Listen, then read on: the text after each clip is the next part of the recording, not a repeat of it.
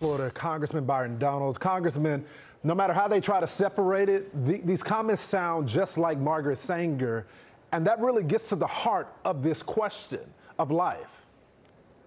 Listen, Janet Yellen's statements and comments was just frankly disgusting and ridiculous. I'm the product of a single parent household. It was me and my mom.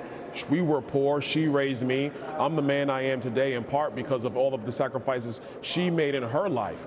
My life is sacred too. I'm glad that my mother decided to actually have me and allow me to live, and look what I've become in the greatest nation in the world. But when you have people in our administration who think this way, who view life this way, and frankly, who do view black lives in this way, that is not helpful to the black community or any community in the United States. You know, Congressman, my story is the same. Even though my dad married my mom had me at 17 years old, got pregnant at 16. She'll be joining us shortly. But what about the fact that the Democrats continue to say that they care about our life, while at the same time destroying our life every single day? You know, the argument that Planned Parenthood makes is that they have strayed away from their founding documents, but it doesn't seem like they have. Look, I will tell you right now, I don't think that they have either. Listen, I hear some of the Democrat intelligentsia say on other networks how somehow getting rid of Roe v. Wade is supporting white supremacy.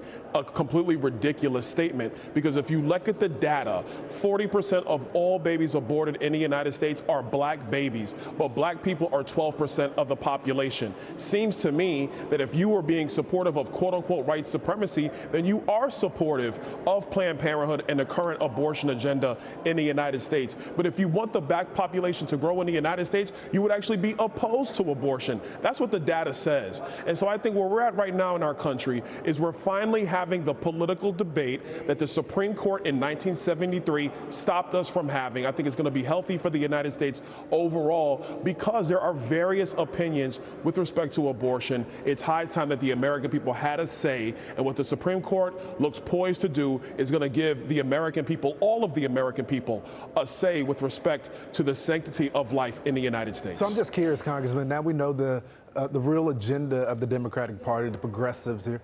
What are Republicans going to do when it comes election time in black communities? Because someone has to make this case. I mean, it's great that we're speaking about it on TV. It's great that the country is having this debate. But who's going to go into those communities and say, this is what they really think about you?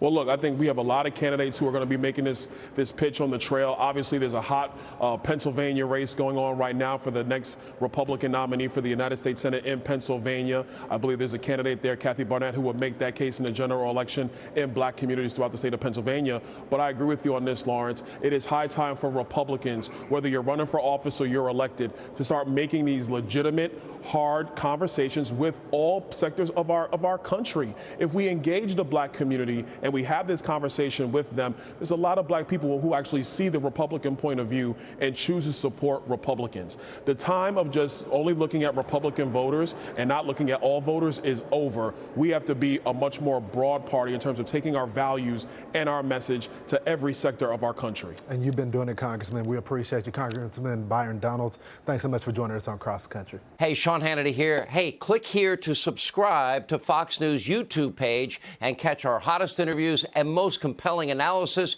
You will not get it anywhere else.